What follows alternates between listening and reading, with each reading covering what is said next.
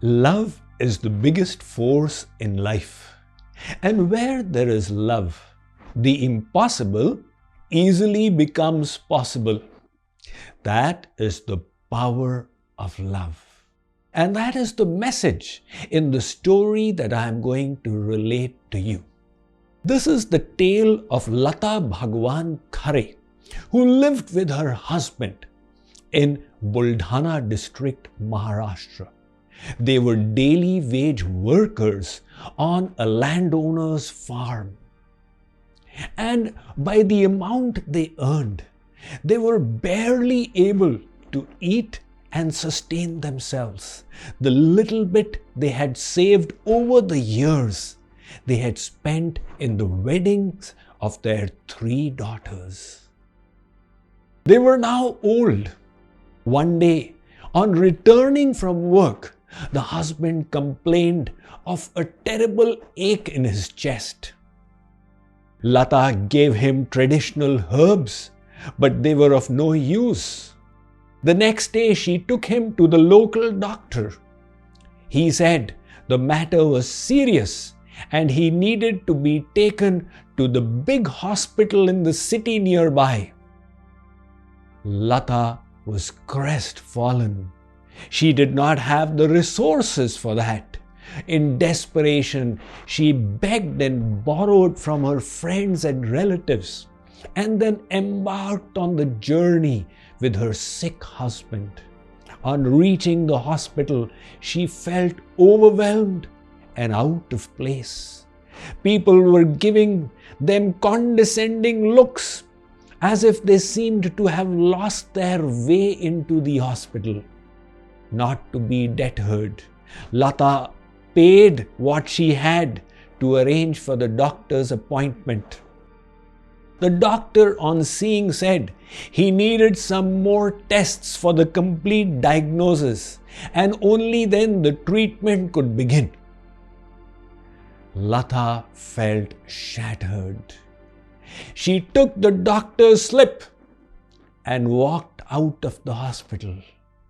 Since they were both hungry, they stopped at the nearby tea shop and asked for some samosas. The shop owner gave them the samosas on a piece of paper. The headlines caught her eyes. Baramati Marathon prize money available. Money, that was what she needed. They spent the night under a bus stand. The next day she reached the venue. She had never participated in a race prior to this all her life. She had never heard of what a marathon was. All she knew was she needed the money for the treatment of her husband. The organizers refused to allow her participation. Everyone else was young. They were in the most appropriate sports attire, whereas here was a lady in her 60s, dressed in traditional Maharashtrian sari. But she was adamant. After an hour, they relented. The race began. And to everyone's surprise, Lata Bhagwan Khare was in the lead. She had slippers. After a little while, they tore. She left them behind and continued to run for her life. In the end, to the astonishment of everyone, Lata Bhagwan Khare was announced as the winner of the Baramati Marathon. She walked off with the prize money, got her husband treated. That was the power of her love. The next year, she returned again. The treatment was not yet over. She won the marathon once more, and after that, yet again. When we hear this story, we wonder, what is it that could make a 62-year-old lady running the marathon for the first time in her life defeat everyone in the race? it was her love that was motivating her. But this love was directed towards her husband. And the worldly relationships of husband, wife, son, daughter, father, mother, sister, brother are all based upon the body. They are temporary. The moment the body perishes, that relationship is over. On the other hand, our eternal relationship is with God. And that is from eternity till eternity. If we can discover that relationship and the endless fountain of love, which is called Bhakti, what can we not do inspired by devotion? This Bhakti, this love is what enabled Mirabai to drink the cup of poison as if it was the Charanamrit of her beloved Sri Krishna. This Bhakti is what enabled Prahlad to sit in the fire and remain untouched, to finally come out alive by realizing the presence of his beloved in every atom of that conflagration. There is a huge difference between love and lust. While lust burns the heart and keeps us incessantly thirsty, love satiates it and fills it with the sweetest divine bliss. We must ask ourselves the question, do we love God or are we doing business with Him? One man was walking by the ocean side when he felt thirsty. How to quench it? He saw a coconut tree ahead, laden with coconuts 80 feet above the ground. In great enthusiasm, he climbed up, plucked a few of them and threw them down. But when he looked towards the ground, he became scared. How will I go down? If my foot slips, there'll be no stopping. He prayed, Sitaram, when I was small, I used to come to your temple with my mummy. Today, if you make me reach below in one piece, I will feed 100 Brahmins. With that sankalp, he started going down, Sitaram, Sitaram, Sitaram. Halfway, he looked over his arm. Sitaram, not 100 Brahmins, I'll definitely feed 50 Brahmins. Sitaram, Sitaram, Sitaram. Not 50, 25. Then he came to 10, then 5, then 2, and then 1. And finally, when his feet fell on the ground, he said, Sitaram, what had I resolved? I had said I'll feed 1 Brahman. These are days of great financial difficulties. I'll feed myself and you be happy. What was this man doing? He was engaging in business with God. We must understand the distinction where the sentiment is. Give and take. That is not love. It is business.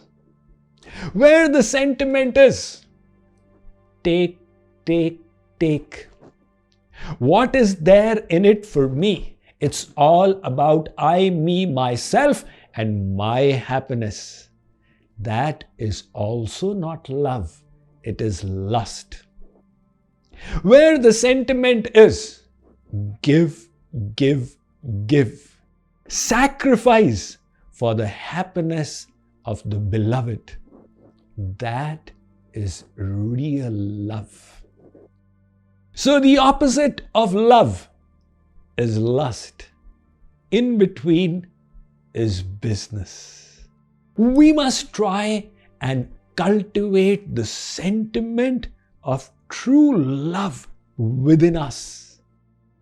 Then we will develop the finest intention in all our works to please our Supreme Divine Beloved. Let's take inspiration from this story. Every Indian has heard the name of Tansen. He was the great musician in medieval India, for whom it is said he would sing Rag Megh Malhar and cause the rain to fall. And he could sing Rag Deepak and get lamps to be lighted. He was one of the crown jewels in the court of the Mughal Emperor Badshah Akbar.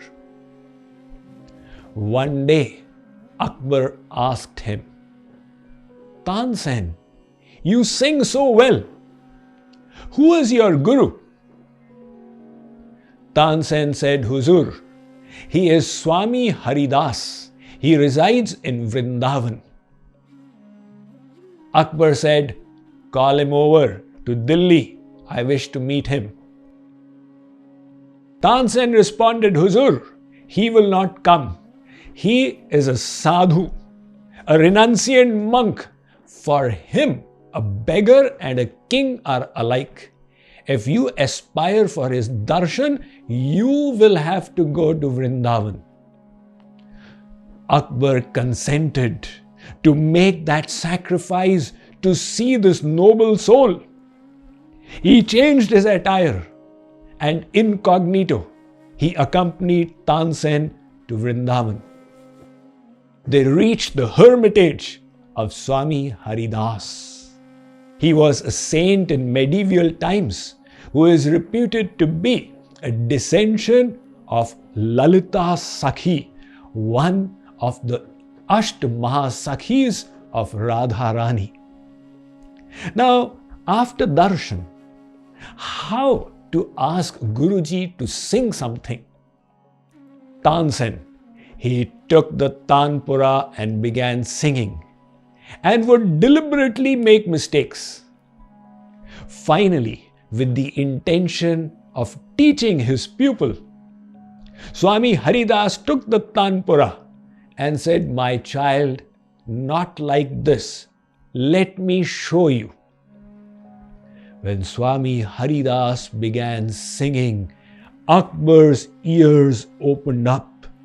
He felt he had never heard any celestial music like that. Later, while returning, Akbar asked Tansen, "The way your guru sings, why can you not sing like that?" He was the same emperor who earlier had asked, "You sing so well, who can be your guru?" Tansen gave a brilliant answer. He said, "O king, it should have been evident to you. I sing for the pleasure of Hindustan, for you. My guru sings for the pleasure of the king of the world, Bhagavan." That inspiration which he has behind all his actions, how can I ever replicate it? So, when we hold the flame of selfless divine love in our heart, when we fill our mind with pure loving sentiments of selfless love, that will purify our mind and bring out the best in us.